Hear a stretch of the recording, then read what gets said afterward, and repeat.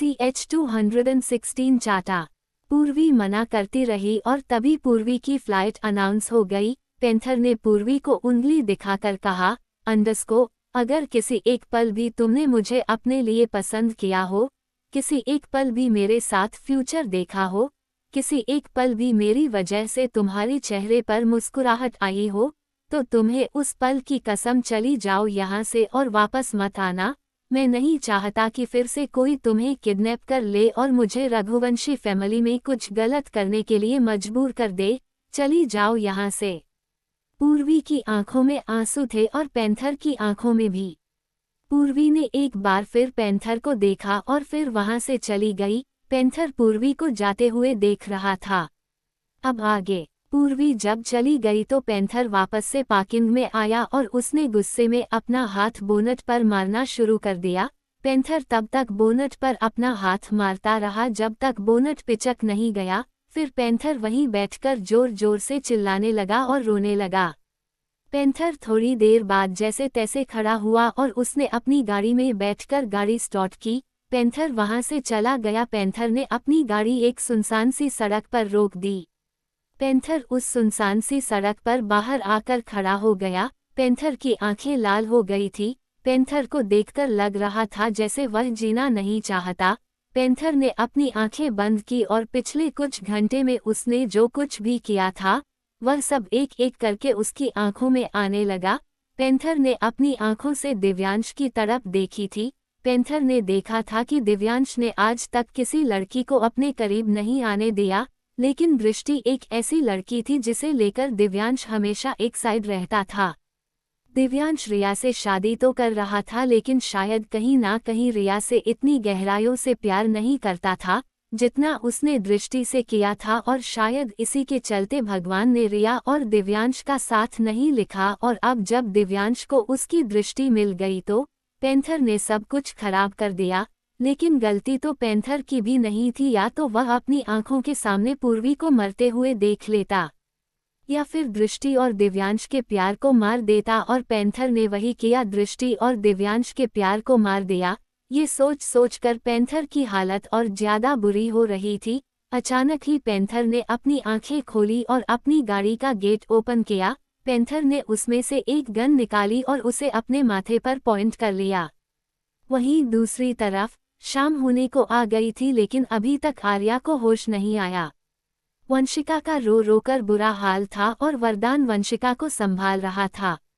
तभी अचानक से 2-3 डॉक्टर आर्या के कमरे में चल गए, जिसे देखकर वंशिका को घबराहट हो गई। वरदान भी हैरान था कि अचानक से 2-3 डॉक्टर आर्या के पास क्यों जा रहे हैं, जबकि आर्या तो सिर्फ बेहोश थी। करीब 1 घंटा ट्रीटमेंट करने के बाद 3-4 डॉक्टर आर्या के कमरे से बाहर आए। वरदान ने हैरानी से डॉक्टर को देखा तो एक डॉक्टर ने अपना मास्क उतार कर कहा, अंडरस्को, मिस्टर राजावत। वरदान ने कहा, अंडरस्को, हाँ मैं सुन रहा हूँ, कहिए डॉक्टर, मेरी बेटी को क्या हुआ है? वह तो सिर्फ बेहोश थी ना, उसे क्या हुआ है? डॉक्टर ने सिर झुकाकर कहा, अंडरस्को, आपकी बेटी कोमा में चली गई। ये सुनते ही वरदान और वंशिका दोनों की आंखें फैल गई। वरदान ने अगले ही पल डॉक्टर के कॉलर पकड़कर उसे दीवार से लगाते हुए चिल्लाकर कहा, अंडरस्को, दिमाग खराब है तुम्हारा? मेरी बेटी से बेहोश थी, अगर मेरी बेटी को कुछ भी हुआ तो इस अस्पताल में आग लगा दूंगा। बाकी के 3 डॉक्टर वरदान को उस डॉक्टर की पकड़ से छुड़ाने की कोशिश कर रहे थे, लेकिन वरदान ने तो बहुत कसकर डॉक्टर के कॉलर पड़े हुए थे। वरदान की उम्र बेशक हो गई थी, लेकिन उसके अंदर जान अब भी पहले जैसे वरदान की थी। वह चाहता तो चारों डॉक्टर को अकेले ही देख लेता, लेकिन इस वक्त वरदान इमोशनली कमजोर था। आखिरकार वंशिका आगे आई और उसने वरदान की कलाई को पकड़कर कहा, अंडरस्को, राजावत साहब छोड़ दीजिए। वंशिका के कहने से वरदान ने डॉक्टर का कॉलर छोड़ दिया, लेकिन उसे पॉइंट करके कहा, अंडरस्को, मेरी बेटी कैसे कोमा में गई? मुझे सच सच बताओ, वरना अभी के अभी तुम्हें जान से मार दूंगा। वरदान ने ये बात इतनी गुस्से में कही कि तीनों डॉक्टर डर गए। उन तीनों डॉक्टर में से एक ने कहा, अंडरस्को, मिस्टर राजावत, आपकी बेटी को जहर देने की कोशिश की गई है, हमने आपकी बेटी को बचा तो लिया, लेकिन आपकी बेटी उस जहर को सरवाइव नहीं कर पाई। इस वजह से वह कोमा में चली गई। वरदान ने पास पड़ी एक टेबल को उठाया और जोर से पटक कर कहा, अंडस्को, होश कब आएगा मेरी बेटी को? इस पर डॉक्टर ने कहा, अंडस्को, कह नहीं सकते मिस्टर राजावत, आपकी बेटी की उम्र कम है और जहर काफी भारी मात्रा में दिया गया था। वंशिका तो जहां खड़ी थी वहीं बैठकर रोने लगी। वंशिका ने अपनी बेटी को लेकर क्या क्या सपने देखे थे, और दोनों ही बेटी का घर बसने से पहले ही उजड़ गया। शिवाय तो पहले ही मौत से लड़ रहा था और अब आर्या भी मौत की दहलीज पर बैठी हुई थी। वही राजवीर हीर को लेकर फार्म हाउस चला गया। राजवीर ने हीर को गोद में उठाया और फार्म हाउस में इंटर किया। राजवीर ने हीर को बेड पर लेटा दिया और उसे ब्लैंकेट से कवर कर दिया। तभी कमरे में रामू काका आए। रामू काका को देखकर राजवीर ने कहा, अंडस्को, रामू काका, किसी को पता नहीं लगना चाहिए कि हीर यहाँ पर है और आपको हीर चाची की खूब खातिरदारी करनी है। जहर की वजह से ये बहुत कमजोर हो जाएगी। आपको इनकी सेहत का ख्याल रखना है। जब इन्हें होश आ जाएगा सबसे पहले चाचू के बारे में पूछेगी, तब आप इनकी मुझसे बात करवा देना। इन्हें अकेला कहीं भी बाहर मत जाने देना। मैं यहाँ 2 बॉडीगार्ड अपॉइंट कर देता हूँ। हीर को ऐसे देखकर रामू काका की आंखों में भी आंसू आ गए। राजवीर ने रामू काका को भी संभालते हुए कहा, अंडस्को, रामू काका, रोने का वक्त नहीं है। इस वक्त आपको मेरी मदद करनी है और आप मेरी मदद ऐसे ही कर सकते हैं। आपको हीर का ध्यान रखना होगा। चाची को जल्दी से जल्दी ठीक कर दो। जब चाची पूरी तरह ठीक हो जाएगी तब मैं चाची को मेंशन ले जाऊंगा। तब तक आप किसी को मत बताना कि हीर यहाँ पर। रामू काका ने हाँ में गर्दन हिला दी। राजवीर फार्म हाउस से चला गया। राजवीर सीधा हॉस्पिटल गया जहां हर्षवर्धन अभी शिवाय के पास ही बैठा था। राजवीर ने एक नज़र हर्षवर्धन को देखा और मन ही मन कहा, अंडस्को, चाचू, अभी आपको एक और झटका झेलना है जिसे शायद आप झेल भी ना पाओ, लेकिन झेलना तो पड़ेगा। अब हम चुप नहीं बैठ सकते। उन लोगों को जवाब तो देना ही होगा, लेकिन पहले मैं ये पता कर लूं कि वह लोग मेंशन में आए कैसे। राजवीर फिर हर्षवर्धन के पास जाकर बोला, अंडस्को, चाचू आप ठीक हैं? हर्षवर्धन ने हाँ में गर्दन हिला दी। राजवीर ने कहा, अंडस्को, चाचू चलिए कुछ खा लीजिए। लेकिन हर्षवर्धन बोला, अंडस्को, नहीं राजवीर, जब तक मेरे शिवाय को होश नहीं आता मैं कुछ नहीं खाऊंगा। राजवीर ने हर्षवर्धन को कॉफ़ी चाय पिलाने की बहुत कोशिश की, लेकिन हर्षवर्धन ने लेने से मना कर दिया। राजवीर ने पूछा, अंडस्को, चाचू आप अकेले हैं? इस पर हर्षवर्धन ने कहा, अंडस्को, नहीं, अभी शौर्य मेरे पास ही था, अभी गया है, कहकर गया कि राजावत साहब ने उसे एजेंट बुलाया है। राजवीर हर्षवर्धन को अकेले छोड़कर नहीं जाना चाहता था, लेकिन उसका जाना बहुत जरूरी था। राजवीर ने अपनी छानबीन करनी शुरू कर दी थी। राजवीर ने एक बार फिर पंजों के बल बैठकर हर्षवर्धन के हाथों को पकड़कर कहा, अंडस्को, चाचू आप प्लीज खुद को संभालिए, मुझे जाना होगा। हर्षवर्धन ने पलकें झपका दी और राजवीर वहां से जाने लगा। हर्षवर्धन ने कहा, अंडस्को, राजवीर, मैं जानता हूं तुम क्या पता लगाने जा रहे हो। जल्द से जल्द पता लगाओ, क्योंकि मैं अब आराम से नहीं बैठूंगा। शिवाय का तरीका अपनाऊंगा। सबको तड़पता हुआ अपनी आंखों के आगे देखना चाहता हूं। राजवीर ने बिना पलटे कहा, अंडस्को, ऐसा ही होगा चाचू। राजवीर वहां से चला गया और सीधा मेंशन आया। राजवीर रूही से नहीं मिला, बल्कि वह उस कमरे में गया जहां कैमरे का कंट्रोलिंग रूम था। राजवीर ने सारी सीसीटीवी फुटेज चेक कराई और उन्हें एक सीसी फुटेज में उसे रूही और 2 बॉडीगार्ड की क्लिप मिली, जिसमें रूही 2 बॉडीगार्ड को चुपचाप मेंशन के अंदर लेकर आ रही थी।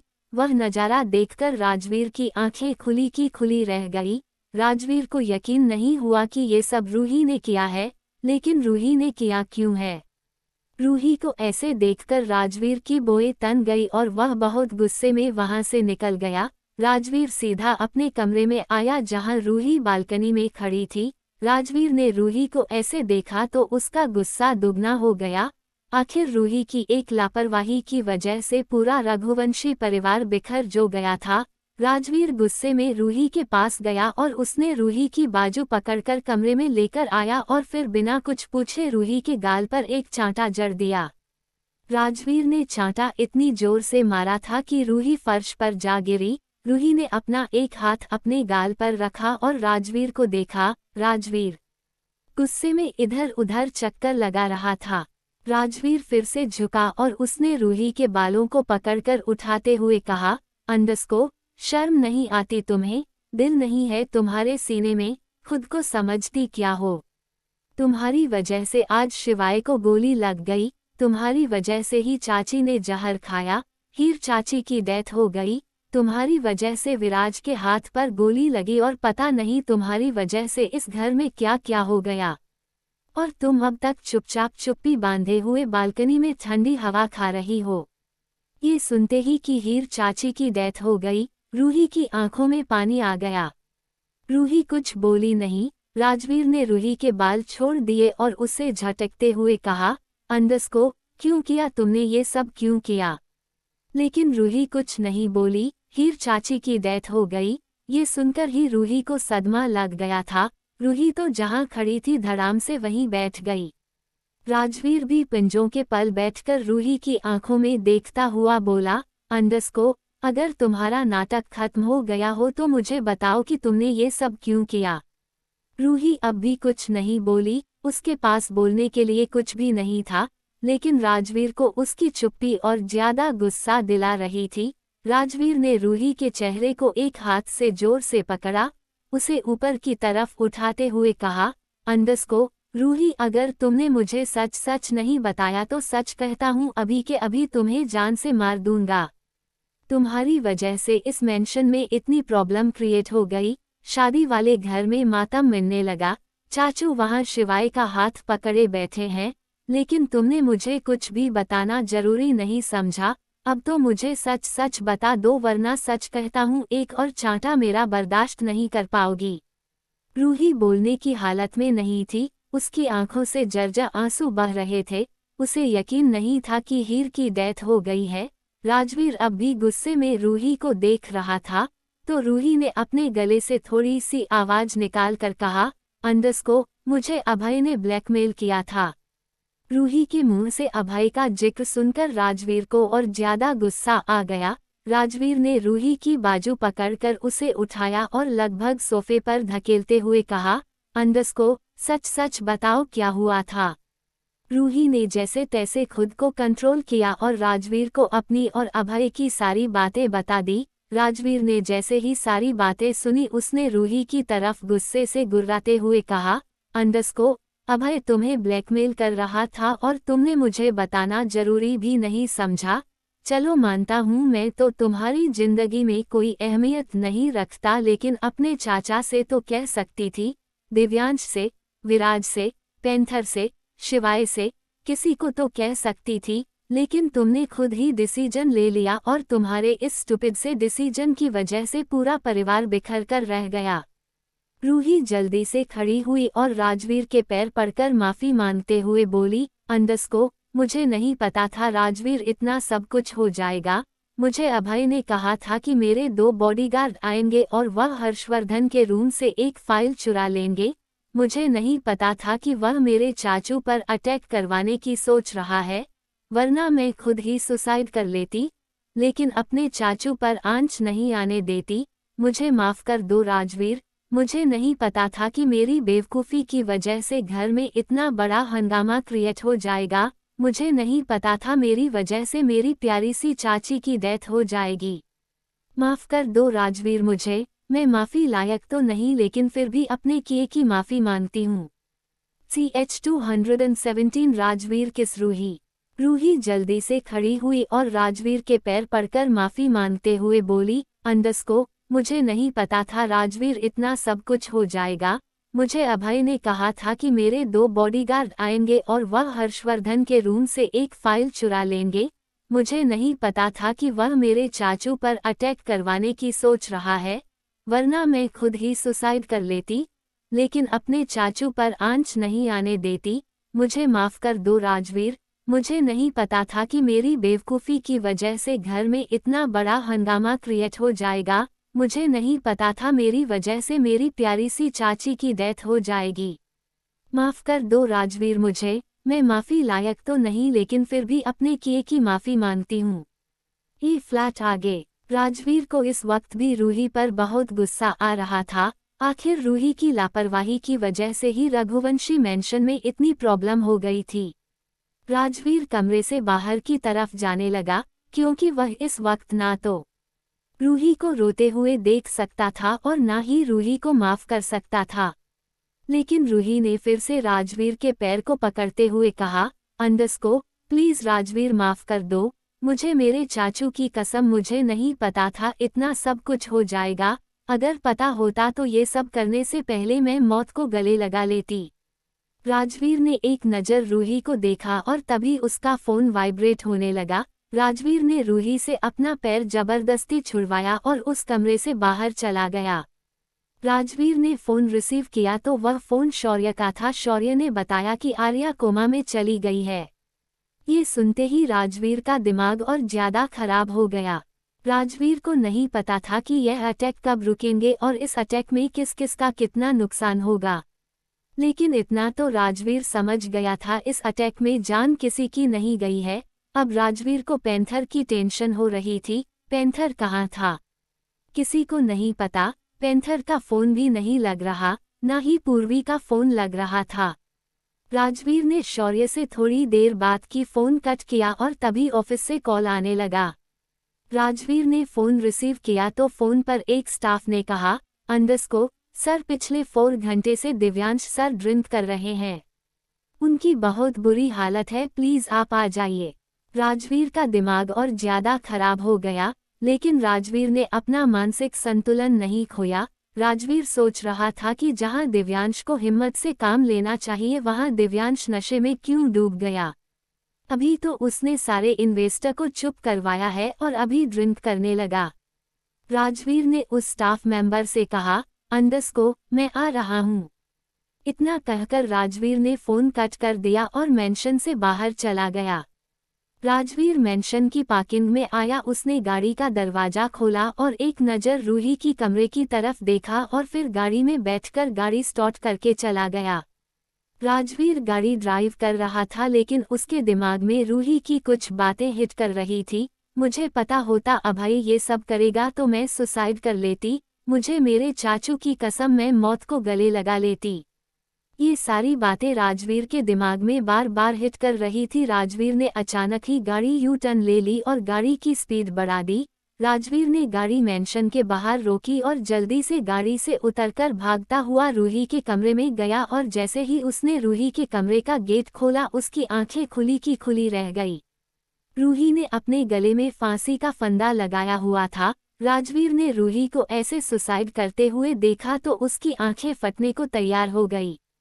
राजवीर अगर 1 और मिनट लेट हो जाता तो रूही मर चुकी होती। राजवीर जल्दी से गया और उसने रूही का हाथ पकड़ा। राजवीर ने रूही के स्टूल पर पैर रखा और जल्दी से रूही के गले से वह फंदा निकाल दिया। रूही तो अब भी बस रोए जा रही थी। उसने तो डिसाइड कर दिया था कि वह आज अपनी जान दे देगी। रूही भी समझ गई थी कि कहीं ना कहीं ये सब उसकी वजह से ही हुआ है। अगर वह चुप नहीं रहती तो शायद सब कुछ ठीक होता। अगर वह अभय की धमकी के बारे में मेंशन में किसी को बता देती तो शायद ये सब नहीं होता। राजवीर ने रूही का हाथ पकड़ा और गुस्से में उसे नीचे उतार दिया और फिर लगभग उसकी ओर हाथ उठाते हुए बोला, अंडस्को, पहले गलती करती हो और फिर दूसरी गलती करती हो। राजवीर का हाथ हवा में ही था और वही रूही ने अपना चेहरा दोनों हाथों से छुपा लिया। राजवीर ने झटके से रूही को छोड़ दिया और रूही फिर से फर्श पर जा गिरी। राजवीर ने अपने सिर पर हाथ रखा और इधर उधर चक्कर लगाने लगा। शायद सबसे ज्यादा बुरी हालत राजवीर की थी। राजवीर सब कुछ जान चुका था कि मेंशन में कितना नुकसान हुआ है और कहीं ना कहीं उस नुकसान को रोकने की कोशिश भी कर रहा था। जितना सब फैल गया था उसे इकट्ठा करने की कोशिश कर रहा था। ऊपर से रूही का सुसाइड अटेम्प्ट करना राजवीर का दिमाग और ज्यादा खराब कर रहा था। इस वक्त राजवीर को भी सपोर्ट की जरूरत थी, लेकिन राजवीर तो खुद दूसरों की सपोर्ट बन रहा था। वही रूही फर्श पर बैठी हुई बस रोए जा रही थी। राजवीर रूही के करीब आया और गुस्से में बोला, अंडस्को, ये क्या करने जा रही थी तुम? रूही कुछ नहीं बोली। राजवीर ने फिर कहा, अंडस्को, तुमसे बात कर रहा हूँ, क्या करने जा रही थी तुम? तुम्हें लगता है तुम्हारे सुसाइड करने से सब कुछ ठीक हो जाएगा, तुम्हारे मरने से नुकसान की भरपाई हो जाएगी? ऐसा कुछ नहीं होगा, बल्कि वह रणविजय सिंह राणा जीत जाएगा, अभय जीत जाएगा। वह तो यही चाहते हैं कि रघुवंशी मेंशन में लाशें उठे और शायद तुम खुद को मारकर उनकी इच्छा पूरी कर रही थी। रूही की हालत बोलने की नहीं थी, उसकी आंखें सूज गई थी। रो रो कर उसने अपना बुरा हाल कर लिया था। चाहे जो भी था, लेकिन राजवीर रूही से प्यार करता था, उसी के चलते रूही को इस हालत में देखा नहीं सकता था। राजवीर रूही के पास फर्श पर ही बैठ गया और उसने दोनों हाथों से रूही का चेहरा अपने हाथों में भरकर कहा, अंडस्को, बताओ रूही ये सब क्यों कर रही थी? रूही सुबकते हुए बोली, अंडस्को, राजवीर, मैं अपने चाचू को नहीं देख सकती। मैं जानती हूँ चाची की डेथ के बाद चाचू खुद को संभाल नहीं पाएंगे और ये सब मेरी वजह से हुआ। अब मैं जीना नहीं चाहती, मैं अपने भाइयों के गुनहगार बनकर जी नहीं पाऊंगी। काश मैंने खुद को तभी मार लिया होता जब अभय ने मुझे ब्लैकमेल किया था, तो ये सब नहीं होता। रूही की हालत देखकर राजवीर को बहुत बुरा लगा और उसे अभय पर गुस्सा भी आ रहा था। राजवीर ने बहुत प्यार से रूही को अपने सीने से लगा लिया और उसके माथे को चूम लिया। राजवीर ने अपनी पकड़ रूही पर कस दी और रूही ने भी राजवीर को कसकर गले लगा लिया। रूही पहले से ही बहुत रो रही थी, लेकिन राजवीर के प्यार दिखाने से वह और ज्यादा रोने लगी। रूही को इतना रोता हुआ देखकर आखिरकार राजवीर ने रूही को बता ही दिया, रूही चाचा की डेथ नहीं हुई है, बल्कि वह मेंशन छोड़कर चली गई। रूही तो हैरानी से राजवीर को देख रही थी। राजवीर ने हाँ में गर्दन हिलाते हुए कहा, अंडस्को, लेकिन तुम यह बात किसी को बताना मत। अगर हमारे दुश्मनों को पता चल गया कि हीर चाची जिंदा है तो वह उन पर दोबारा अटैक करेंगे। अब तुम खुद को ब्लेम मत करो, चुप हो जाओ, मैं हूं ना तुम्हारे साथ। कुछ नहीं हुआ, किसी की जान नहीं गई, धीरे धीरे सब ठीक होकर मेंशन वापस आ जाएंगे। रूही तो अब भी रो रही थी और उसने राजवीर को कसकर पकड़ हुआ था और राजवीर ने भी रूही को कसकर सीने से लगाया हुआ था। थोड़ी देर बाद राजवीर उठा, उसने रूही को गोद में उठा लिया और बेड पर ले आया। राजवीर ने रूही को बेड पर प्यार से लेटा दिया। राजवीर ने रूही को ब्लैंकेट से कवर किया और उसके माथे को किस कर लिया। राजवीर जैसे ही उठने को हुआ, रूही ने राजवीर की कलाई पकड़ ली। राजवीर फिर से रूही के करीब चला गया। राजवीर रूही के पास लेट गया और रूही ने भी करवट लेकर राजवीर को गले लगा लिया। राजवीर कंटिन्यू रूही की कमर को सहलाता रहा, लेकिन रूही का सुबकना कम नहीं हुआ। राजवीर ने बहुत प्यार से रूही का चेहरा अपनी तरफ किया और अपने होठ रूही के होठों पर रख दिए। रूही ने कसकर आंखें बंद कर ली और राजवीर उसे अपने प्यार का एहसास कराने लगा। उस छोटी सी किस में राजवीर का बहुत सारा प्यार था। उस किस में एक संतावना थी, एक विश्वास था कि रूही, मैं हूँ, तुम्हें मेरे होते हुए किसी चीज की फिक्र करने की जरूरत नहीं है। उस किस में रूही के लिए फिक्र थी, रूही को खोने का डर था। राजवीर ने बारी बारी से रूही के आंखों को भी चूम लिया। इस बार रूही ने राजवीर की तरफ नहीं देखा। वह सिचुएशन कोई रोमांटिक सिचुएशन नहीं थी, बल्कि राजवीर रूही को संभालने की कोशिश कर रहा था और उसने काफी हद तक रूही को संभाल भी लिया था। राजवीर ने धीरे धीरे रूही के पूरे चेहरे को चूम लिया। राजवीर ने फिर धीरे से रूही के कान के पास अपने होंठ ले जाते हुए कहा, अंडस्को, रूही, आज के बाद ऐसा मत करना। मैं तुम्हें हर वक्त संभाल नहीं सकता, मुझे और भी बहुत सारे काम है, तुम समझ रही हो ना? रूही ने हाँ में गर्दन हिला दी। राजवीर ने रूही के कान पर किस करके कहा, अंडस्को, अब तुम सो जाओ, मुझे ऑफिस जाना है और दोबारा से ऐसा मत करना। तुम्हारे ऐसा करने से हमारे दुश्मन जीत जाएंगे और हमें अभी एक साथ मिलकर उन्हें हराना है। राजवीर ने रूही की तरफ हाथ बढ़ाकर कहा, अंडस्को, वादा करो रूही, ऐसा नहीं करोगी। मैं तुम्हारी तरफ से निश्चित होना चाहता हूँ कि तुम दोबारा से ऐसी हरकत नहीं करोगी। रूही ने अपना हाथ राजवीर के हाथों पर रख दिया।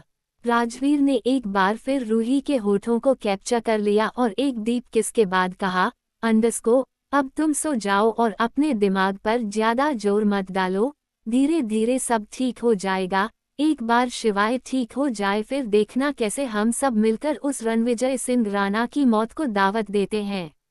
रूही ने अपना सिर राजवीर के सीने पर छुपा लिया और राजवीर भी तब तक रूही का सिर सहलाता रहा जब तक रूही सो नहीं गई। रूही के सोते ही राजवीर बेड से उठकर मेंशन से बाहर चला गया। राजवीर सीधा ऑफिस गया जहां दिव्यांश ड्रिंक किए जा रहा था। दिव्यांश को होश नहीं था कि वह कितना है पी चुका है, लेकिन जैसे उसने राजवीर को देखा मदहोशी की हालत में बोला, अंडरस्को, आओ राजवीर देखो मेरी जिंदगी कैसी हो गई है। राजवीर ने दिव्यांश को ऐसे देखा तो उसका गुस्सा दुगना हो गया। आखिर भाई बहन ने राजवीर का दिमाग जो खराब करके रखा हुआ था। बहन सुसाइड करने पर उतारू थी और भाई पी पी कर आधा मर गया था। राजवीर गुस्से में दिव्यांश के पास आया, उसके पास रखी हुई बोतल को उठाकर एक कोने में फेंकते हुए गुस्से में बोला, अंडरस्को, आखिर तुम्हारी प्रॉब्लम क्या है? तुम्हें समझा कर गया था ना कि खुद को संभालो, लेकिन तुम खुद को भी नहीं संभाल सकते तो पूरे परिवार को क्या संभालोगे? राजवीर का गुस्सा देखकर दिव्यांश की आंखों में पानी उतर आया। दिव्यांश जैसे तैसे अपनी जगह से खड़ा हुआ। उसने राजवीर को गले लगाकर दर्द भरी आवाज में कहा, अंडरस्को, राजवीर सब कुछ खत्म हो गया, सब कुछ। मैंने दृष्टि को डाइवोर्स दे दिया। मेरे और दृष्टि के नसीब में एक साथ रहना लिखा ही नहीं। मेरी ही गलती है, मैंने ही उसे मेंशन से जाने दिया। जब वह जा रही थी मुझे तभी लग रहा था जैसे वह मेरा सुख चैन अपने साथ लेकर जा रही है, और देखो आज भी मेरा सुख चैन उसी के पास है। राजवीर अगर उसी दिन हाथ पकड़कर उसे रोक लेता तो शायद वह मेरी ही रहती, लेकिन उस वक्त मैंने अपने दिमाग की सुनी, अपने दिल की नहीं, और इसी के चलते सब कुछ खत्म हो गया। दिव्यांश ने दृष्टि को डाइवोर्स दे दिया। ये सुनकर राजवीर की आंखें फैल गई। राजवीर का दिमाग एक के बाद एक चोट झेल रहा था। राजवीर ही जानता था कि वह कैसे खुद को संभाल रहा है, लेकिन फिर भी अपने बड़प्पन के चलते हुए राजवीर ने खुद को मजबूत बनाया हुआ था। राजवीर ने अपनी पकड़ दिव्यांश पर कसते हुए कहा, अंडरस्को, क्या बोल रहे हो तुम? तुमने दृष्टि को डाइवोर्स क्यों दिया? बताओ मुझे, कल ही तुम्हारी शादी हुई है और आज तुम कह रहे हो तुमने दृष्टि को डाइवोर्स दे दिया। आखिर चल क्या रहा है? CH-218 शिवाय को होश आया। दिव्यांश ने दृष्टि को डाइवोर्स दे दिया। ये सुनकर राजवीर की आंखें फैल गई। राजवीर का दिमाग एक के बाद एक चोट झेल रहा था। राजवीर ही जानता था कि वह कैसे खुद को संभाल रहा है, लेकिन फिर भी अपने बड़प्पन के चलते हुए राजवीर ने खुद को मजबूत बनाया हुआ था। राजवीर ने अपनी पकड़ दिव्यांश पर कसते हुए कहा, अंडरस्को, क्या बोल रहे हो तुम? तुमने दृष्टि को डाइवोर्स क्यों दिया? बताओ मुझे, कल ही तुम्हारी शादी हुई है और आज तुम कह रहे हो तुमने दृष्टि को डाइवोर्स दे दिया। आखिर चल क्या रहा है? अब आगे दिव्यांश कुछ नहीं बोला, क्योंकि वह नहीं चाहता था कि राजवीर को लगे कि दृष्टि करेक्टलेस है, और ना ही दिव्यांश यह चाहता था कि दृष्टि पर कोई उंगली उठाए। इसलिए वह कुछ नहीं बोला, चुपचाप राजवीर के गले लगा रहा। राजवीर ने दिव्यांश को खुद से दूर करके उसे झटकते हुए कहा, अंडरस्को, दिव्यांश तुमसे कुछ पूछ रहा हूँ। तुमने दृष्टि को डाइवोर्स क्यों दिया? दिव्यांश अभी कुछ नहीं बोला, बस आंखों में आंसू लिए खड़ा रहा। दिव्यांश की हालत खड़े होने की भी नहीं थी, लेकिन जैसे तैसे खुद को संभाल रहा था। उसका शरीर ही नहीं, उसका दिल भी गिरने के लिए तैयार था। राजवीर ने गुस्से में एक बार फिर कहा, अंडरस्को, दिव्यांश, इससे पहले कि मुझे गुस्सा आ जाए और मैं तुम्हारी हरकतों के बारे में चाचू को बता दूं, मुझे बताओ तुमने दृष्टि को डाइवोर्स क्यों दिया? दिव्यांश अब भी कुछ नहीं बोला। क्या बोलता दिव्यांश? दिव्यांश के पास शब्द ही नहीं थे। उसे क्या पता कि पैंथर ने मजबूर होकर यह सब कर दिया। वह तो अब भी अपने प्यार की इंसल्ट नहीं करना चाहता था, इसीलिए चुपचाप गुनहगारों की तरह राजवीर के सामने खड़ा था। और तभी एक पंच आकर दिव्यांश के मुंह पर लगा। दिव्यांश धड़ाम से जमीन पर गिर गया। वहीं राजवीर की आंखें हैरानी से फैल गई। राजवीर ने देखा तो वहां शौर्य खड़ा था। शौर्य एक और पंच दिव्यांश को मारता उससे पहले ही राजवीर बीच में आ गया और शौर्य को पीछे की ओर धकेलता हुआ बोला, अंडरस्को, शौर्य दिमाग खराब हो गया तेरा। तू देख रहा है इसकी हालत, ये अपने पैरों पर भी खड़ा नहीं हो पा रहा, पता नहीं कब से ड्रिंक कर रहा है। और ऊपर से तू ये नशे में है, लेकिन तू तो होश में है ना, तू ऐसे कैसे रिएक्ट कर सकता है। शौर्य इस वक्त बहुत गुस्से में था और आखिर हो भी क्यों ना। शौर्य को दिव्यांश और दृष्टि के डाइवोर्स के बारे में पता चल गया था। शौर्य ने तो सोचा था वह इज्जत के साथ अपनी बहन को दिव्यांश के घर भेजेगा, लेकिन दिव्यांश ने तो एक गलतफहमी के चलते सब कुछ खराब कर दिया था। शौर्य गुस्से में बोला, अंडरस्को, छोड़ सीनियर, छोड़ दे मुझे, मैं आज इसे जान से मार दूंगा। यह मेरी बहन को डाइवोर्स दे सकता है और मैं रिएक्ट भी नहीं कर सकता। छोड़ दे सीनियर, आज मेरे हाथों से खून हो जाएगा। लेकिन राजवीर ने शौर्य को नहीं छोड़ा। राजवीर फिर से शौर्य को पीछे की ओर धकेलता हुआ बोला, अंडरस्को, शौर्य कुछ तो बताओ हुआ क्या है। शौर्य ने गुस्से में कहा, अंडरस्को सीनियर, इसने मेरी बहन को डिवोर्स दे दिया, ये कहकर कि वह अंधी है। जरा इसे पूछ कि जब ये मेरी बहन के आगे पीछे घूमता था तब वह अंधी नहीं थी, जब ये गिल्ट से मरा जा रहा था तब मेरी बहन अंधी नहीं थी, जब ये पूरे रघुवंशी खानदान के साथ बारात लेकर हमारी चौखट पर आया था तब मेरी बहन अंधी नहीं थी, जब यह छुप छुप कर दृष्टि से मिलता था, अपने बच्चे को अपने सीने से लगाए घूमता था, तब मेरी बहन अंधी नहीं थी, और अब इसने मेरी बहन को अंधी बोलकर डाइवोर्स दे दिया। मैं इसे आज जान से मार दूंगा, छोड़ूंगा नहीं। दिव्यांश भी अब तक उठकर जैसे तैसे चेयर पर बैठ गया था। दिव्यांश के पास बोलने के लिए कुछ नहीं था। बेशक उसने बहुत ड्रिंक कर ली थी, लेकिन इतना तो होश था कि शौर्य उसे पर गुस्सा कर रहा है। राजवीर से शौर्य का गुस्सा संभाले नहीं संभल रहा था। राजवीर शौर्य को जितना संभालता शौर्य उतना ही गुस्सा करता। शौर्य जब अपनी बहनों को रघुवंशी मेंशन से ले जा रहा था तब उसने इतना गुस्सा किया था, और उस दिन से आज इतना गुस्सा आया है। राजवीर शौर्य को संभालता हुआ बोला, अंडरस्को, शौर्य हो सकता है ये हमारे दुश्मनों की चाल हो, तुम समझते क्यों नहीं? देखो जरा दिव्यांश की हालत, क्या तुम्हें लग रहा है कि उसने खुश होकर दृष्टि को डाइवोर्स दिया है?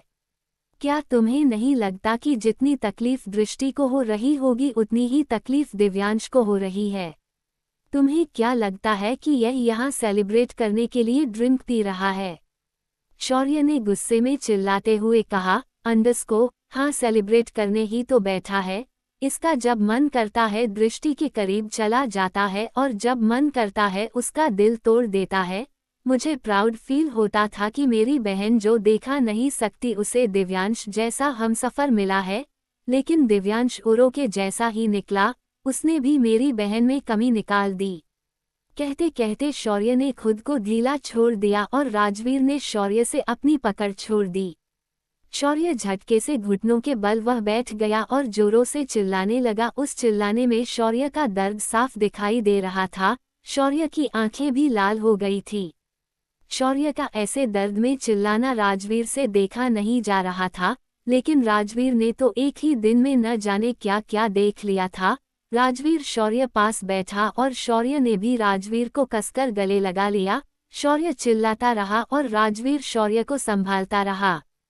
कुछ देर राजवीर शौर्य को संभलता ही रहा और फिर राजवीर ने कहा, अंडरस्को, शौर्य हो ना हो ये हमारे दुश्मनों की चाल है। दिव्यांश को होश में आने दो, मैं उससे बात करूंगा।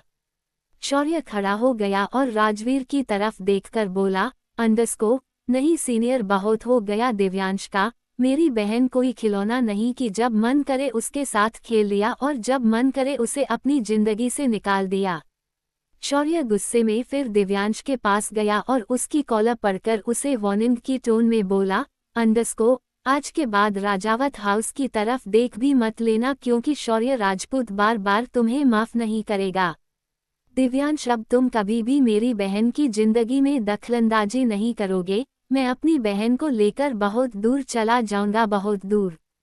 शौर्य ने एक बार राजवीर को देखा, फिर वहां से अपने दर्द के साथ चला गया। वही राजवीर भी शौर्य को जाता हुआ देख रहा था। उसने एक नज़र दिव्यांश को देखा जिसे होश नहीं था। राजवीर फिर दिव्यांश को संभालता हुआ मेंशन ले आया।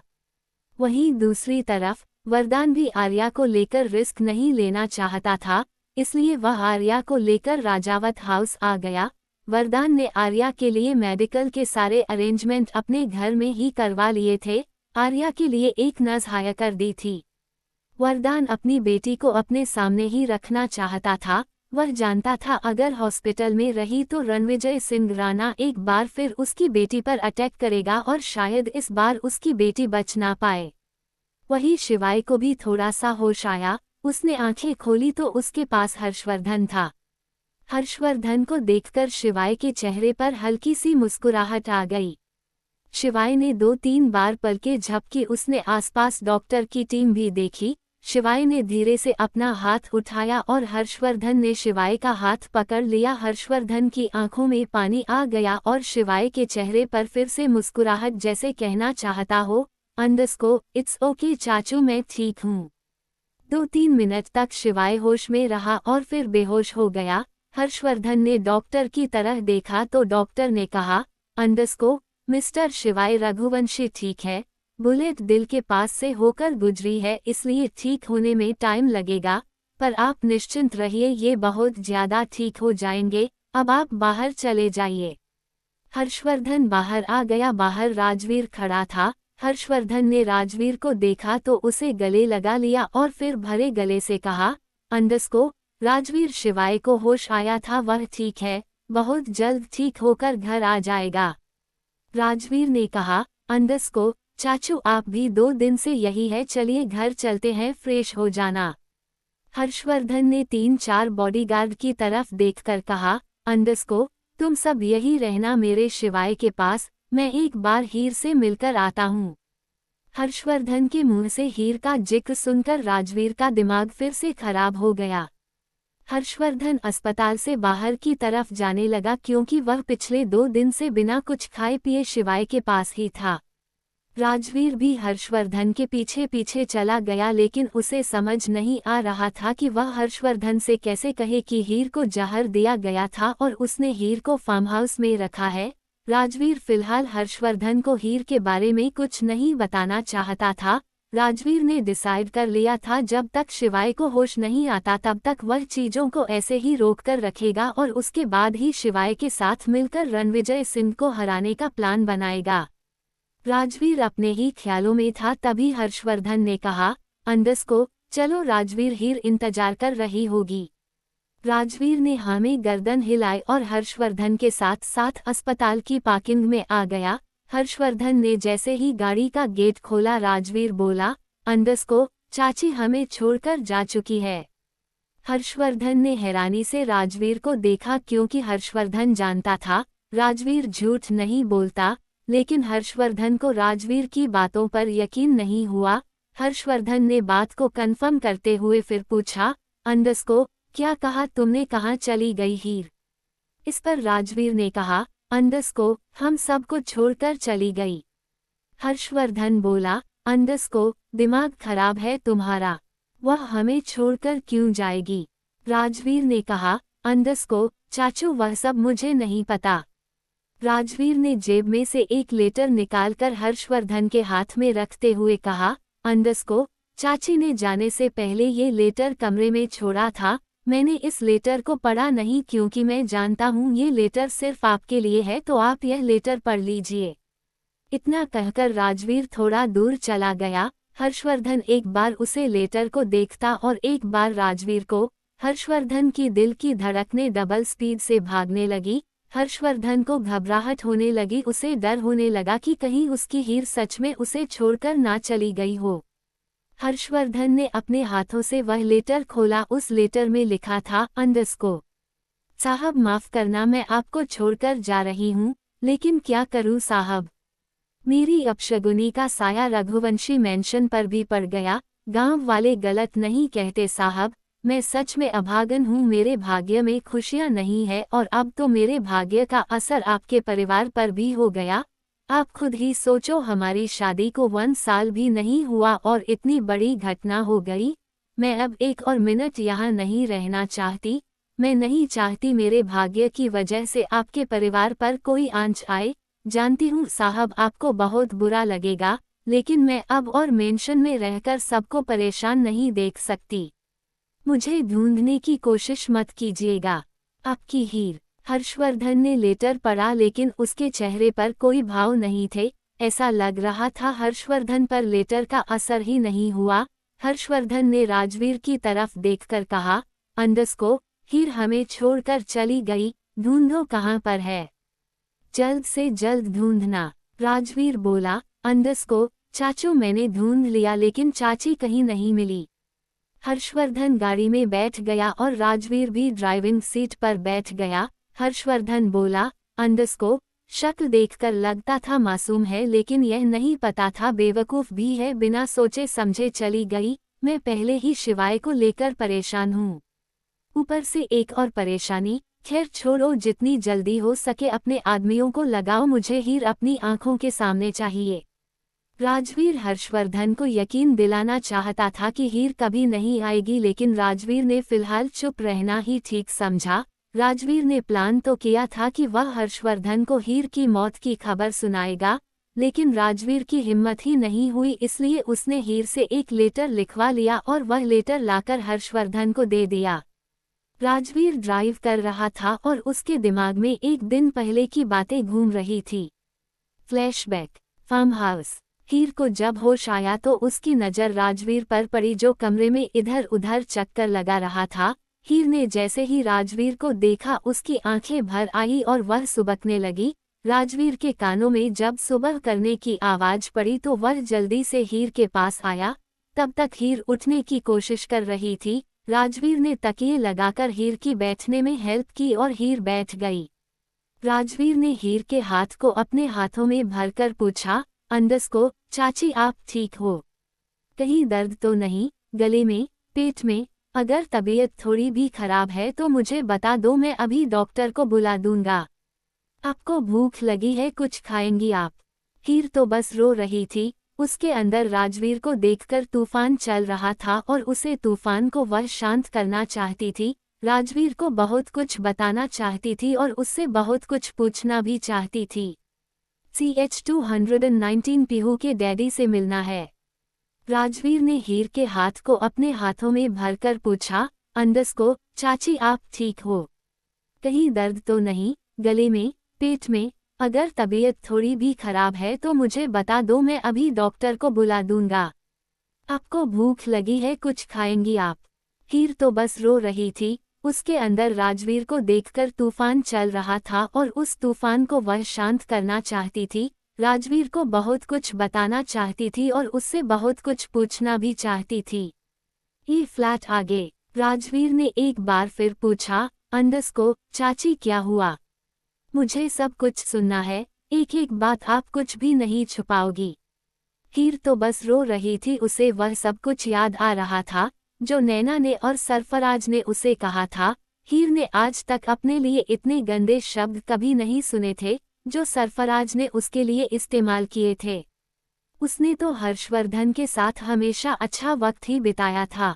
हीर जब से रघुवंशी मेंशन आई थी तब से उसने कुछ पल के लिए भी दुख नहीं देखा था।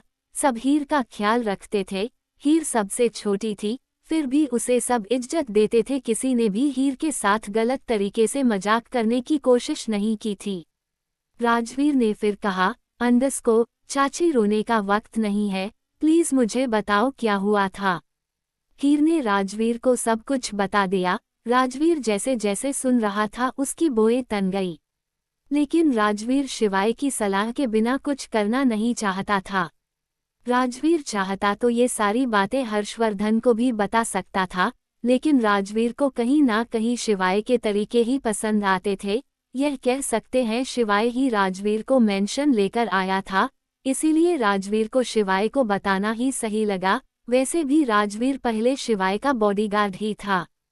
राजवीर ने कुछ सोचा और हीर की तरफ देखकर कहा, अंडस्को, चाची अब जब तक मैं ना कहूँ आप यही रहेगी, किसी से कोई बात नहीं करेगी, खुद पर ध्यान देगी, मैं आपसे मिलने आता रहूंगा। हीर रोते हुए बोली, अंडरस्को, राजवीर भैया मुझे पीहू के डैडी से मिलना है। राजवीर ने कहा, अंडरस्को, नहीं चाची आप अभी उनसे नहीं मिल सकती, जब तक शिवाय को होश नहीं आ जाता और मैं शिवाय से बात नहीं कर लेता। आप कहीं नहीं जाएंगी, आप यहीं रहेंगी। हीर कुछ बोलती उससे पहले ही राजवीर ने एक पेपर और पेन हीर को पकड़ाते हुए कहा, अंडरस्को, अब मैंने जैसा कहा है वैसा कीजिए, इस पर एक लेटर लिखिए।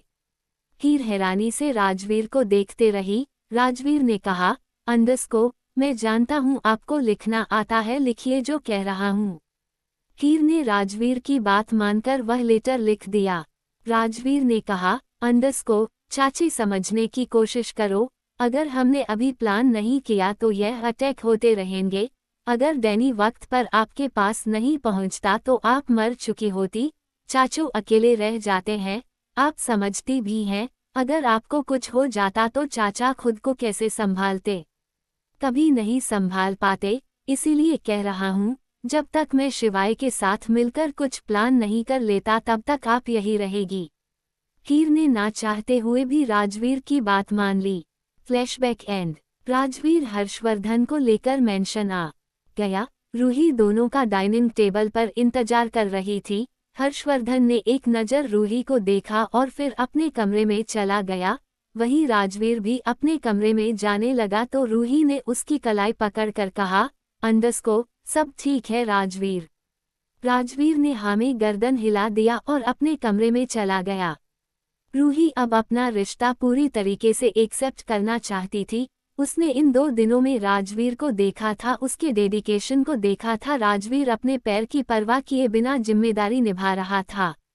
रूही ने एक सर्वेंट को देखकर कहा, अंडरस्को, चाचू के लिए खाना उनके कमरे में ले जाओ। और वही रूही ने एक प्लेट में राजवीर के लिए खाना सर्व किया, फिर अपने कमरे की तरफ बढ़ गई। रूही जब कमरे में आई तो राजवीर सोफे पर बैठा हुआ अपने पैर की बैंडेज को चेंज कर रहा था। रूही ने खाने की प्लेट टेबल पर रखी और राजवीर के पास जाकर उसके पैर की बैंडेज करने में हेल्प करने लगी। राजवीर ने रूही का हाथ पकड़कर कहा, अंडरस्को, रूही रहने दो, मैं कर लूंगा। लेकिन रूही बोली, अंडरस्को, नहीं राजवीर, मैं कर देती हूँ। राजवीर के पैर में दर्द था, अब उसने रूही को मना नहीं किया और रूही बहुत प्यार से राजवीर के पैर की बैंडेज चेंज कर रही थी। ऐसा लग रहा था जैसे दर्द राजवीर को नहीं रूही को हो रहा था। बैंडेज करने के बाद रूही ने अपने हाथ धोए और खाने की प्लेट राजवीर के पास लाकर उसके सामने रखी टेबल पर रख दी और बोली, अंडरस्को, राजवीर, तुमने भी 2 दिन से ठीक से कुछ भी नहीं खाया, कुछ तो खा लो। राजवीर ने प्लेट अपनी तरफ की और खाना खाने लगा। 2 बाइट खाकर राजवीर ने रूही की तरफ देखा जो नम आंखों से उसके पास ही बैठी थी। राजवीर ने एक बाइट लिया और रूही की तरफ बढ़ा दिया और रूही की आंखें छलक गई। इतना सब कुछ होने के बाद भी राजवीर ने रूही को संभाल लिया था, लेकिन रूही खुद को संभाल नहीं पा रही थी। उसे अब राजवीर चाहिए था हमेशा के लिए। उसे समझ आ गया था कि अब राजवीर ही है जिसके साथ वह अपनी पूरी जिंदगी खुशी खुशी बिता सकती है। रूही ने वह बाइट खा लिया। राजवीर ने इशारों में कहा कि तुम भी खा लो। रूही भी राजवीर की प्लेट में खाने लगी। खाना खाने के बाद राजवीर ने रूही से कहा, अंडरस्को, रूही, यहाँ मैं सब कुछ संभाल लूंगा। अगर तुम अमेरिका जाना चाहती हो तो जा सकती हो। अपने गिल्ट के चक्कर में अनचाहा रिश्ता निभाने की जरूरत नहीं है। मानता हूँ कि मुझे कल रात तुम्हारे करीब नहीं आना चाहिए था, लेकिन तुम्हें संभालने का मुझे यही तरीका सही लगा। इसका मतलब यह नहीं है कि तुम जबरदस्ती इस रिश्ते को निभाओ। तुम चाहो तो अमेरिका जा सकती हो। मैं वादा करता हूँ चाचू तुमसे नाराज भी नहीं होंगे और तुम इन सब से निकल भी जाओगी। रूही को अपने कानों पर यकीन नहीं हो रहा था। कल तक जो राजवीर उसे संभालने के लिए उसे अपने प्यार का एहसास करवा रहा था, आज वो उसे अमेरिका जाने के लिए कह रहा है। राजवीर रूही की तरफ देख रहा था, जवाब का इंतजार कर रहा था। रूही अब क्लियर हो चुकी थी। रूही ने कहा, अंडरस्को, मैं इस रिश्ते को निभाना चाहती हूँ। ये सुनते ही राजवीर को गुस्सा आ गया। बेशक राजवीर ने रूही को संभाल लिया था, लेकिन रूही ने जो किया था उसके चलते राजवीर रूही को माफ नहीं करना चाहता था। राजवीर कुछ नहीं बोला तो रूही ने फिर कहा, अंडस्को राजवीर, मैं जानती हूँ मैंने गलती की है, मैं अभी जाकर चाचू को सब कुछ बता दूंगी, लेकिन मुझे समझ आ गया है कि मेरे चाचू ने मेरे लिए तुम्हें चुनकर कोई गलती नहीं की। इनफैक्ट गलती तो मैंने की है, मैं तुम्हें समझ नहीं पाई, तुम्हारे प्यार को नहीं समझ पाई। मुझे माफ कर दो राजवीर, लेकिन मैं दिल से इस रिश्ते को निभाने की कोशिश करूंगी। राजवीर ने अपना गुस्सा जैसे तैसे कंट्रोल किया और फिर अपनी जगह से खड़ा हो गया। राजवीर ने अपना फोन लिया और कमरे से बाहर जाने लगा तो रूही बोली, अंडस्को राजवीर, जवाब तो देकर जाओ। राजवीर पलटा और रूही की तरफ देखकर बोला, अंडस्को मेरा जवाब सुन नहीं पाओगी, फिर भी कहता हूँ अमेरिका चली जाओ, यहाँ मैं सब कुछ संभाल लूंगा।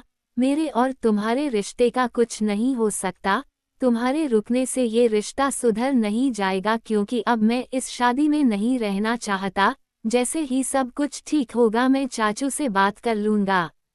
इतना कहकर राजवीर वहां से चला गया और वही रूही आंखों में पानी लिए सोफे पर धड़ाम से बैठ गई।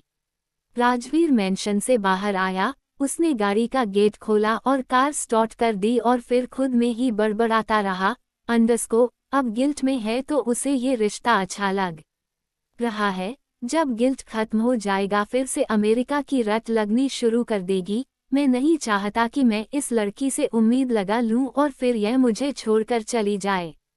वहीं दूसरी तरफ शौर्य सांझ के सामने खड़ा था। सांझ हॉस्पिटल से डिस्चार्ज हो गई थी, लेकिन शौर्य अब उसे राजावट हाउस लेकर नहीं जाना चाहता था।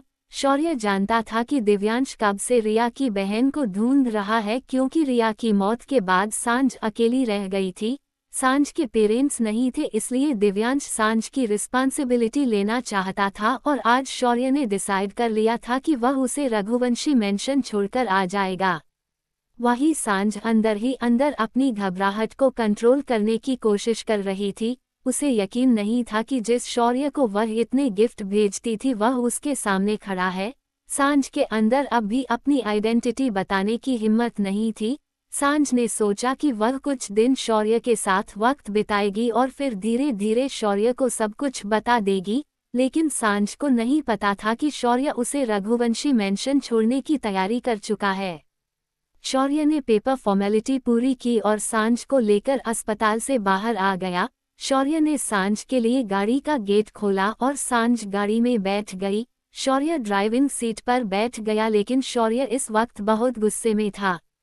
शौर्य ने गाड़ी का गियर चेंज किया और गाड़ी की रफ्तार बढ़ा दी। वही सांझ को समझ नहीं आ रहा था कि शौर्य इतना गुस्से में क्यों है, लेकिन शौर्य से कुछ पूछने की हिम्मत सांझ के अंदर नहीं थी। 1 घंटे बाद शौर्य ने गाड़ी रघुवंशी मेंशन के बाहर रोकी। रघुवंशी मेंशन को देखकर सांझ की आंखें खुली की खुली रह गई। सांझ कुछ बोलती उससे पहले ही शौर्य ने उसे गुस्से में कहा, अंडस्को तुम जब पागल थी तब मैंने तुम्हारी रिस्पांसिबिलिटी उठा ली, लेकिन तुम्हारी रिस्पांसिबिलिटी उठाने की जिम्मेदारी मेरी नहीं है, उस दिव्यांश रघुवंशी की है जो खुद को दुनिया के सामने बहुत शरीफ समझता है और अंदर से उतना ही कमीना है। प्रिया की डेथ के बाद उसने तुम्हें हर जगह ढूंढा, शिवाय ने और दिव्यांश ने तुम्हें ढूंढने के लिए जमीन आसमान एक कर दिया, लेकिन तुम उन्हें नहीं मिली और अब जब तुम मिल गई हो तो मुझे लगता है मुझे तुमसे छुट्टी ले लेनी चाहिए। सांझ तो बस हैरानी से शौर्य को देख रही थी। उसे नहीं पता था अटैक में इसका कितना नुकसान हुआ है, लेकिन वह जानती थी शिवाय और शौर्य की दोस्ती बहुत पुरानी है। सांझ को कुछ भी समझ नहीं आ रहा था, लेकिन इतना समझ गई थी कि शौर्य शिवाय और दिव्यांश से किसी बात को लेकर गुस्से में है। शौर्य गाड़ी से उतरा, फिर वह सांझ की तरफ गया और उसने सांझ की गाड़ी का गेट खोला। उसकी बाजू पकड़कर लगभग गुस्से में उसे बाहर निकालते हुए मेंशन के गेट की तरफ धकेलते हुए कहा, अंडस्को अब तुम्हारी रिस्पांसिबिलिटी दिव्यांश लेगा, मैं नहीं। शौर्य गुस्से में वहां से जाने लगा। सांझ उसे देख रही थी। सांझ की आंखों में पानी था। सांझ ने कभी नहीं सोचा था कि वह एक अरसे बाद शौर्य से मिलेगी और शौर्य का ये रूप देखेगी। अभी एक दिन पहले तो शौर्य उससे कितने प्यार से बात कर रहा था और अब देखो एकदम से इतना गुस्सा हो गया। शौर्य गाड़ी में बैठ जाता उससे पहले ही वहां हर्षवर्धन आया। हर्षवर्धन ने शौर्य को देखकर कहा, अंडस्को, शौर्य बिना मिले जा रहे हो। इस पर शौर्य को गुस्सा आ गया और उसने गुस्से में अपने हाथों का पंच बनाया और गाड़ी पर मारने लगा और फिर चिल्लाता हुआ बोला, अंडस्को, चाचू बस कर दीजिए, मेरे सामने इस शरीफ बनने का नाटक बंद कर दीजिए। बहुत डाल लिया आपने अपने भतीजे की गलतियों पर पर्दा, लेकिन पर्दा डालने के बाद भी आपके भतीजे एक के बाद एक गलती करते रहते हैं। आपके कहने पर मैंने दिव्यांश और शिवाय को माफ कर दिया था, लेकिन इस बार माफ नहीं करूंगा। हर्षवर्धन को कुछ भी समझ नहीं आ रहा था। वही हर्षवर्धन ने सांझ को देखा तो शौर्य ने भी सांझ की तरफ इशारा करते हुए कहा, अंडस्को, और ये लड़की रिया की बहन है, यानी आप सबकी रिस्पांसिबिलिटी तो अपनी रिस्पांसिबिलिटी को संभालिए, मैंने बहुत संभाल लिया। शौर्य जाने लगा। हर्षवर्धन शौर्य को जाता हुआ देख रहा था। हर्षवर्धन को अब भी कुछ समझ नहीं आया और तभी दिव्यांश वहां आ गया। दिव्यांश फ्रेश होकर बाहर आया था। उसने अपने कमरे की बालकनी से शौर्य की गाड़ी देख ली और वह शौर्य से बात करने ही आया था, लेकिन शौर्य गुस्से में रघुवंशी मैंशन से जा चुका था। हर्षवर्धन ने दिव्यांश को देखकर कहा, अंडस्को, ये शौर्य अभी क्या बोल कर गया है? क्या किया तुमने? दिव्यांश ने सांझ को देखकर कहा, अंडस्को, सांझ तुम ठीक हो? सांझ की आंखें अब भी नम थी, वह क्या बोलती? दिव्यांश ने फिर कहा, अंडस्को, सांझ तुम अंदर जाओ। सांझ बोली, अंडस्को, नहीं, मुझे भी जानना है कि शौर्य आखिर इतने गुस्से में क्यों है। आप भी जानते हो जीजू कि शौर्य को बिना बात गुस्सा नहीं आता, और जब गुस्सा आता है तो उसके गुस्से की लिमिट नहीं होती। दिव्यांश कुछ नहीं बोला, उसके पास बोलने के लिए कुछ था ही नहीं। इतने में हर्षवर्धन दिव्यांश के पास आया, उसकी कॉलर को पकड़कर हिलाते हुए बोला, अंडस्को, क्या हुआ है दिव्यांश? बताओ मुझे, वरना मेरा गुस्सा तुम पर फट जाएगा। CH 220 शिवाय वजीर। सांझ की आंखें अब भी नम थी, वह क्या बोलती? दिव्यांश ने फिर कहा, अंडस्को, सांझ तुम अंदर जाओ। सांझ बोली, अंडस्को, नहीं, मुझे भी जानना है कि शौर्य आखिर इतने गुस्से में क्यों है। आप भी जानते हो जीजू कि शौर्य को बिना बात गुस्सा नहीं आता, और जब गुस्सा आता है तो उसके गुस्से की लिमिट नहीं होती। दिव्यांश कुछ नहीं बोला, उसके पास बोलने के लिए कुछ था ही नहीं। इतने में हर्षवर्धन दिव्यांश के पास आया, उसकी कॉलर को पकड़कर हिलाते हुए बोला, अंडस्को, क्या हुआ है दिव्यांश? बताओ मुझे, वरना मेरा गुस्सा तुम पर फट जाएगा। अब आगे। दिव्यांश कुछ नहीं बोला। सांझ भी उम्मीद भरी नजरों से दिव्यांश को देख रही थी, वह भी जानना चाहती थी आखिर हुआ क्या है। सांझ को तो इस बारे में कुछ भी नहीं पता था, लेकिन दिव्यांश नजरें झुकाए हर्षवर्धन के सामने खड़ा रहा।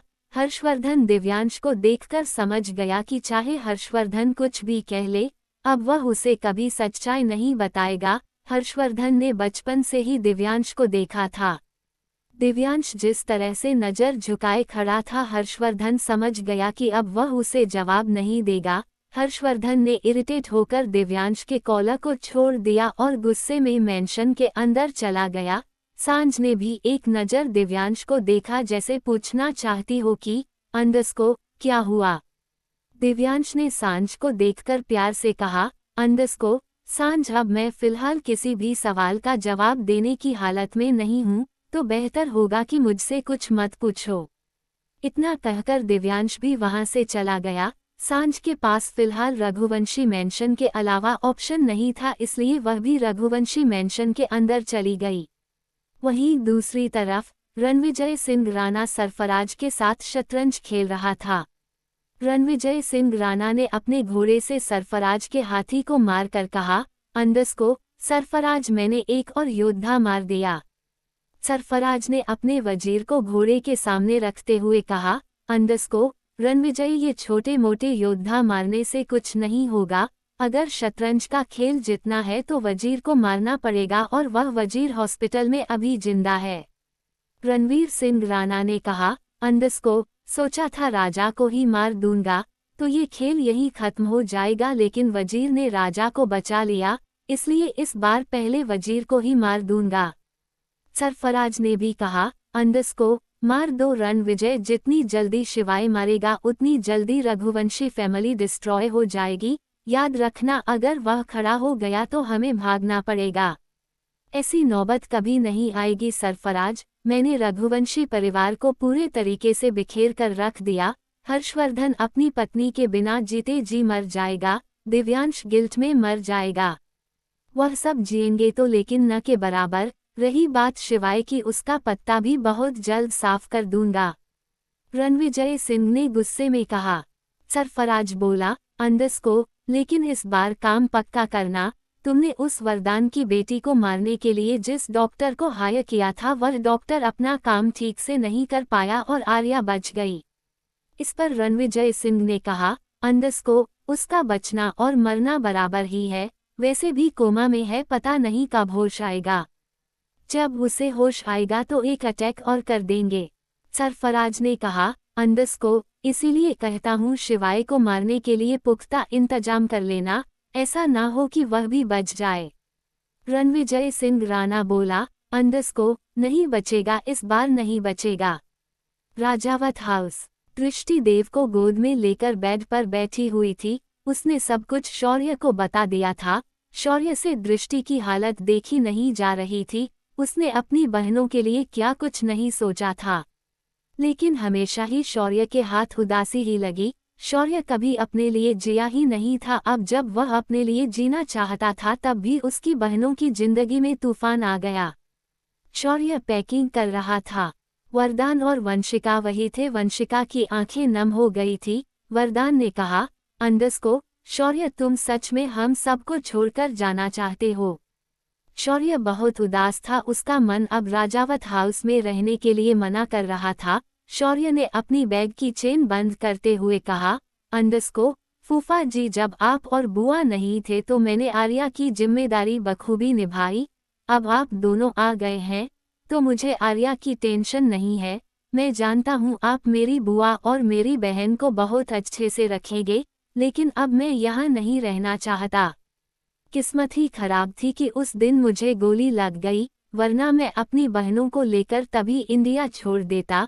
लेकिन शायद भगवान ने आप दोनों से मिलने का प्लान बनाया हुआ था और अब मैं आप दोनों से मिल गया और मैंने आपकी अमानत आपको वापस भी कर दी। अब आप मुझे और मेरी बहन को मेरे हाल पर छोड़ दीजिए।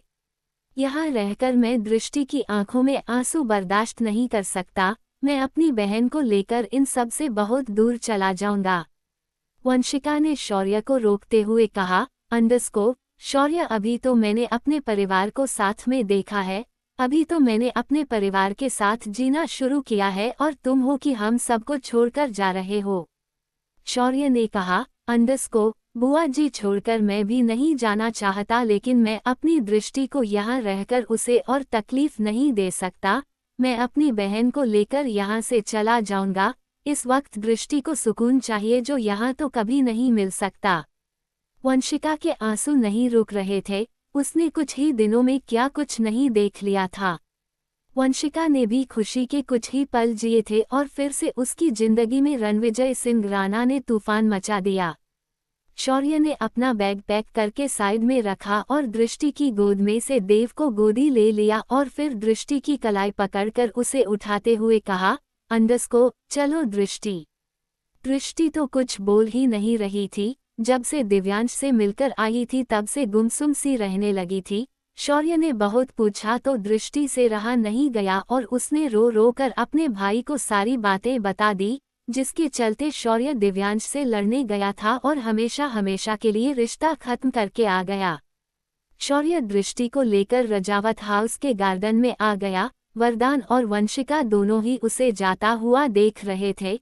वंशिका रोने लगी तो वरदान ने वंशिका को संभालते हुए कहा, अंडस को, शौर्य अभी गुस्से में है, वह जहाँ जाना चाहता है उसे जाने दो। जब उसका दिमाग ठंडा होगा तो मैं उसे यहाँ वापस बुला लूंगा।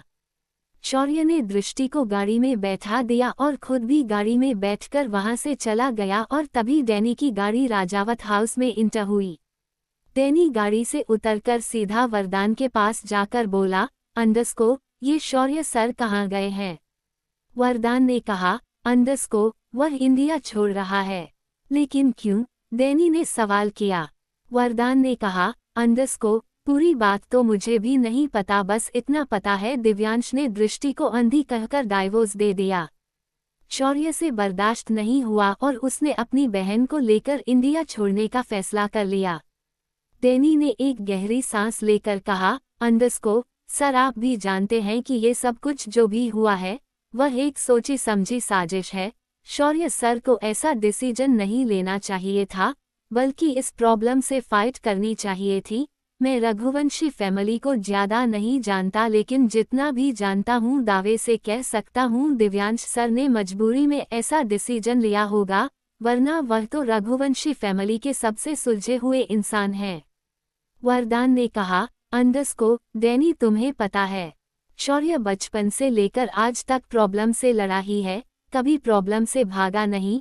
चाहता तो अपनी बहनों को ऐसे ही छोड़कर अपनी जिंदगी जी सकता था, लेकिन उसने अपनी रिस्पॉन्सिबिलिटी 100% निभाई है। लेकिन शायद अब वह लड़ लड़ के थक गया, अब नहीं लड़ना चाहता।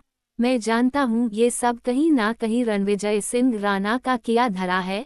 फिलहाल वक्त रणविजय सिंह राणा का साथ दे रहा है, लेकिन जिस दिन वक्त ने करवट ली उस दिन रणविजय को मैं छोड़ूंगा नहीं।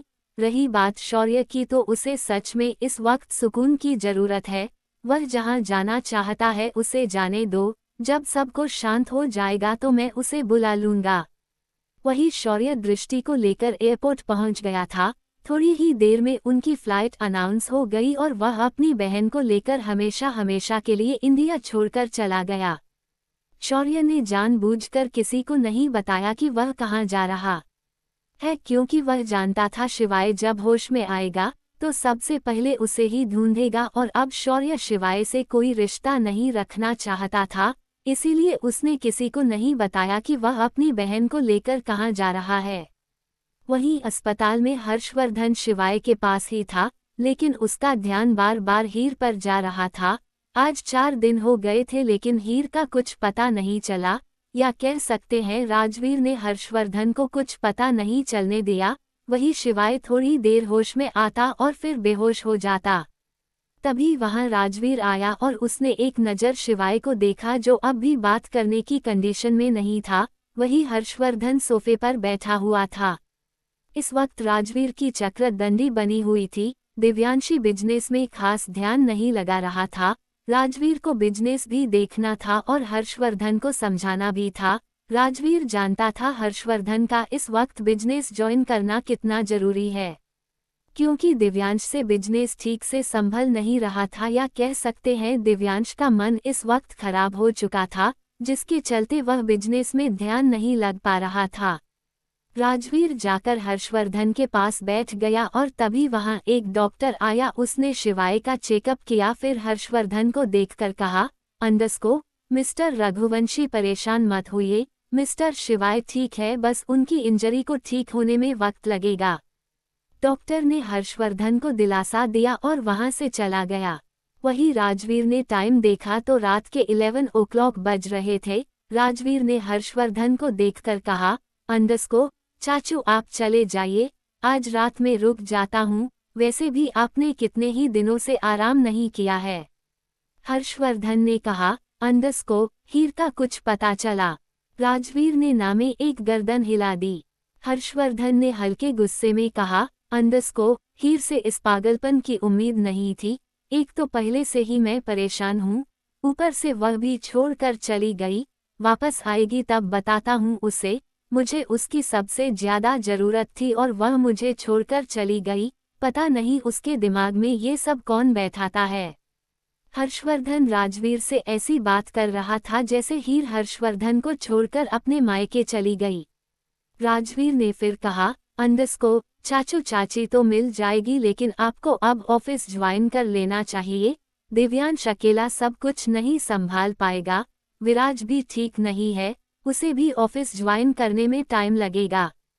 हर्षवर्धन ने कहा, अंडरस्को विराज ठीक है, उसकी बाजू से गोली छूकर गुजरी है, मैं अभी उसके पास से ही आया हूँ, वह जल्दी ठीक हो जाएगा, कल उसे डिस्चार्ज भी मिल जाएगा।